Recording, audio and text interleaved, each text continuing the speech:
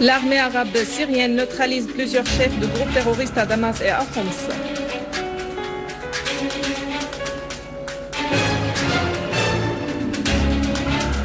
Des morts et des blessés dans une série d'attentats terroristes en Irak.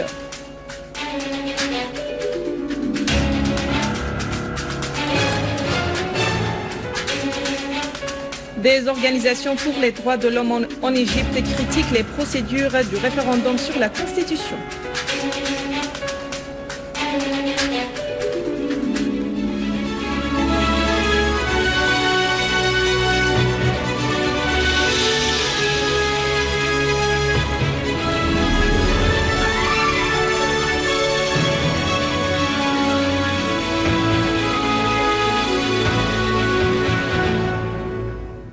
Mesdames et messieurs, bonjour et merci d'être avec nous. L'armée arabe syrienne continue sa mission de lutte antiterroriste visant les caches et les rassemblements des groupes terroristes. À Damas-Campagne, précisément dans la localité d'Adiyabiya, une unité de l'armée arabe syrienne a neutralisé un certain nombre de terroristes, a saisi leurs armes qui étaient en leur possession. Cette opération a permis d'éliminer le chef terroriste Ghasb al-Manzouri, alias al-Zarqawi, ainsi que 3 autres terroristes de son groupe. À Arbin, dans la campagne de Damas également, et sur la place Rabir, une unité de nos forces armées a pourchassé et neutralisé un groupe terroriste armé. Les unités de nos forces armées poursuivent la traque des groupes terroristes armés visant leurs cachettes et leurs rassemblements. Une unité de nos forces armées s'est accrochée avec un groupe terroriste armé dans les localités de Sam'alil et Burj al-Qa'i dans la campagne de Homs, abattant un nombre de terroristes, dont Mounir Harmouch, Wissam Saour et Zahir Bakkar, et détruisant un mortier et une mitrailleuse qui étaient en leur possession. À Alep, une marche populaire a eu lieu aujourd'hui au quartier As-Sabil pour soutenir l'armée arabe syrienne dans ses opérations contre les groupes terroristes armés, appelant à libérer la ville d'Alep et sa banlieue des terroristes. Des centaines d'habitants d'As-Sabil ont manifesté condamnant les actes criminels et les agressions répétées des groupes terroristes armés contre leurs propriétés et infrastructures, surtout les réseaux d'électricité et d'eau. Les manifestants ont acclamé l'armée arabe syrienne, l'exhortant à accélérer l'accomplissement de sa mission nationale, à savoir l'élimination des foyers de terrorisme pour réinstaurer la sécurité et la vie normale dans toute la région d'Alep. Le ministre iranien des Affaires étrangères, Ali Akbar Salehi, a vivement condamné le déploiement par la Turquie de batteries de missiles patriotes sur la frontière syro-turque. Salehi a précisé que la Turquie a pris des mesures provocatrices en demandant le déploiement par l'OTAN de ces missiles. Ces mesures peuvent mener à des risques non mesurés dans l'actuel contexte régional, ce qui signifie que ce pas ne sert en aucun cas la sécurité régionale, a insisté Salehi.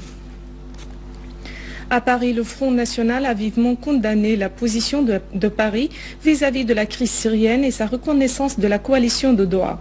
La présidente du Front, Marine Le Pen, a exprimé au cours d'un programme télévisé sur la chaîne française LCI son étonnement de la position de son pays à ce sujet, déclarant que la France voudrait être la première à reconnaître, mais la première à reconnaître quoi et qui.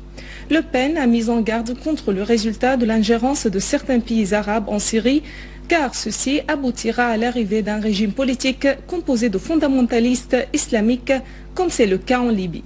À son tour, le président d'honneur du Front National, Jean-Marie Le Pen, a affirmé qu'il défendait la Syrie car il voyait dans cela les règles les plus élémentaires de la justice et de bon sens, soulignant que le problème en France réside dans l'existence d'une véritable opération de lavage de cerveau en ce qui concerne les événements en Syrie.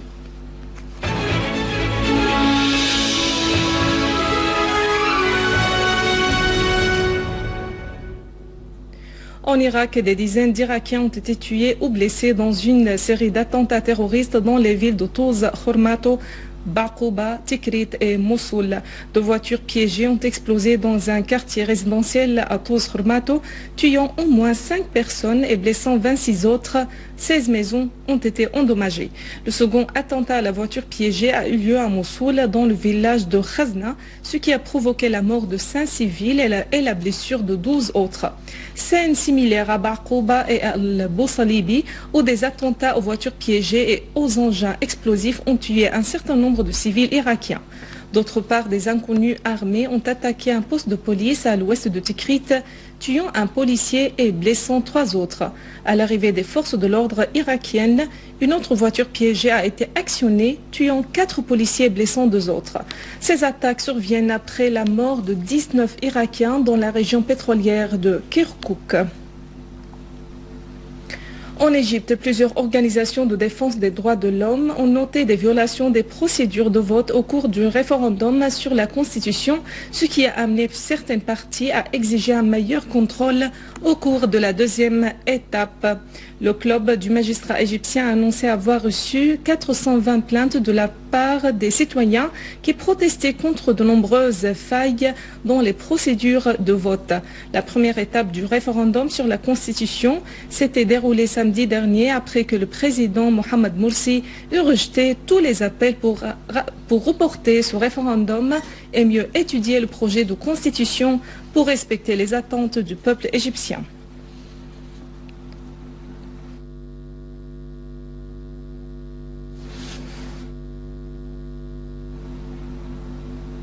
Au Yémen, un officier yéménite a été tué par des hommes armés inconnus au sud du pays. Selon une source sécuritaire yéménite, les 2 hommes armés qui étaient à bord d'une moto ont intercepté le colonel Shaker Awad Al-Bani, qui est un officier des services de renseignement militaire, et ont ouvert le feu sur lui à l'ouest de la ville de Makla.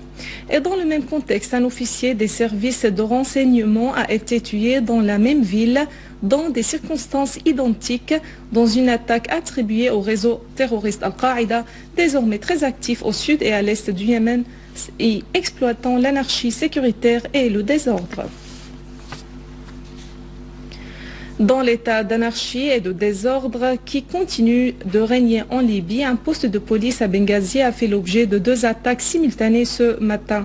Une source de la police libyenne a indiqué qu'une charge explosive a été lancée sur une voiture garée devant le poste de police à Kar Younes, à l'ouest de Benghazi, alors qu'une autre charge a été lancée devant un autre poste de police à l'ouest de la ville, causant des dégâts dans la façade. Les 2 attaques interviennent un jour après le lancement d'une roquette sur un poste de police à Benghazi qui regroupe des voitures de patrouille, faisant un mort et des dégâts matériels. La Libye avait déclaré hier la fermeture de ses frontières avec l'Algérie, le Niger, le Tchad et le Soudan en raison de la détérioration de l'état de sécurité au sud du pays. Le président iranien Mahmoud Ahmadinejad a annulé une visite qui était prévue aujourd'hui en Turquie. Le chef du cabinet du président iranien pour les affaires internationales a indiqué que le président Ahmadinejad a annulé sa visite en raison de son indisponibilité. La visite était prévue sur invitation du premier ministre turc à la ville de Konya, au centre de la Turquie, pour assister à la commémoration du centenaire du décès du poète iranien Jalal ad-Din Rumi qui a vécu au XIIIe siècle.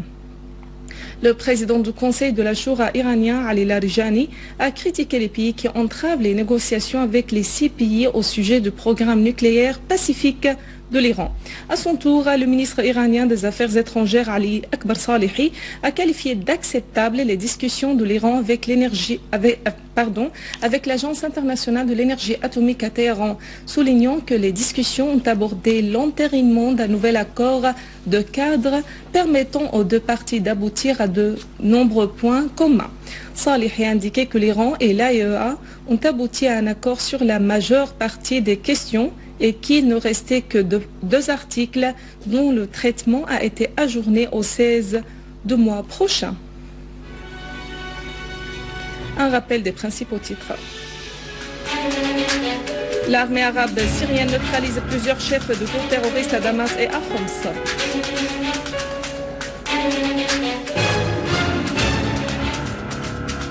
Des morts et des blessés dans une série d'attentats terroristes en Irak.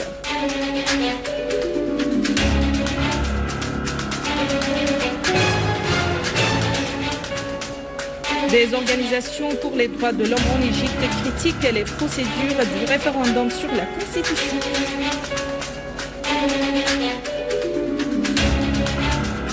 Mesdames et messieurs, c'est la fin de notre édition. Pour la revoir, visitez notre site web syrienonline.sy.